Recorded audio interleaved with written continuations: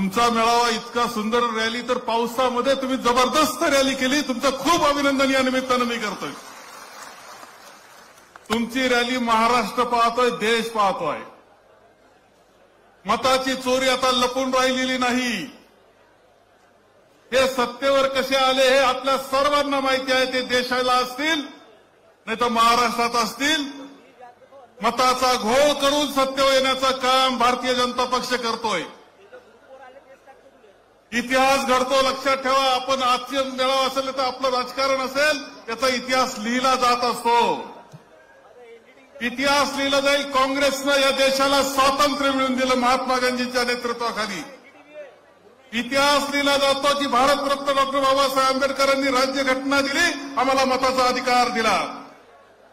इतिहास लिहिला जातो पंडित जवाहरलाल नेहरूजी, इंदिराजी, राजीव गांधी, डॉक्टर मनमोहन सिंगजी, या लाल बहादूर शास्त्री यांनी हा देश पुढे नेला, अत्यंत प्रगतशील केला, देशाची लोकशाही बळकट करण्याचं काम केलं. पण आता इतिहास लिहिला जातोय की या 11-12 वर्षामध्ये 2014 पासून या देशामध्ये लोकशाहीवर आघात होत आहेत.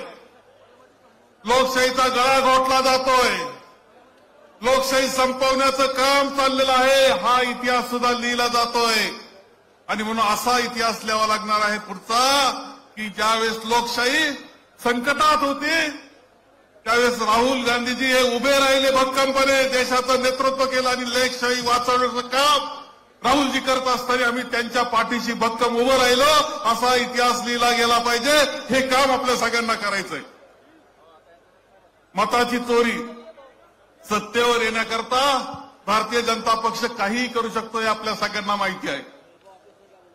चंदीगडची महानगरपालिकेचं इलेक्शन आपल्याला माहिती आहे. कशा पद्धतीनं खाडाखोड केली गेली.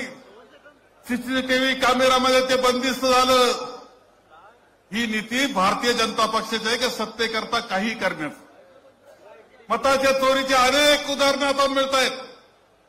यांनी धर्मामध्ये भेद केला, यांनी जातीमध्ये भेद केला, यांनी माणसामध्ये सत्तेकरता भेद केला, भांडणं लावली, सत्ता मिळवली आणि धनदांडग्यांकरता ते वापरण्याचं काम चाललेलं आहे.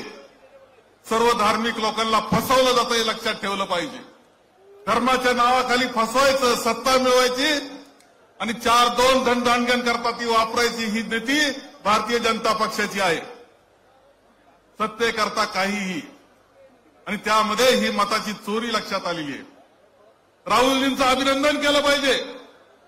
त्यांनी ज्यावेळेस माहिती मागितली निवडणूक आयोगाकडून, तुम्हाला सांगतो की डिजिटल स्वरूपात दिली असती तर एक बटन दाबलं असतं तर ईमेलला सगळी माहिती मिळाली असती, कम्प्युटरमध्ये आली असती, परीक्षण करणं सोपं झालं असतं. निवडणूक आयोगाला ते धाडस झालं नाही. त्यांनी मोठाले कागदाचे गठ्ठे पाठवले, तर राहुलजींनी सगळे गठ्ठे तपासले, एका मतदारसंघाचे तपासले, ते लक्षात आलं किती घोटाळे यांनी घातलेले. राहुलजींनी सीसीटीव्ही कॅमेऱ्याचं फुटेज मागितले, द्यायला तयार नाही. माहिती मागितली, देण्यास तयार नाही. फुटेज मागितलं, काय कारण सांगितलं निवडणूक आयोगानं.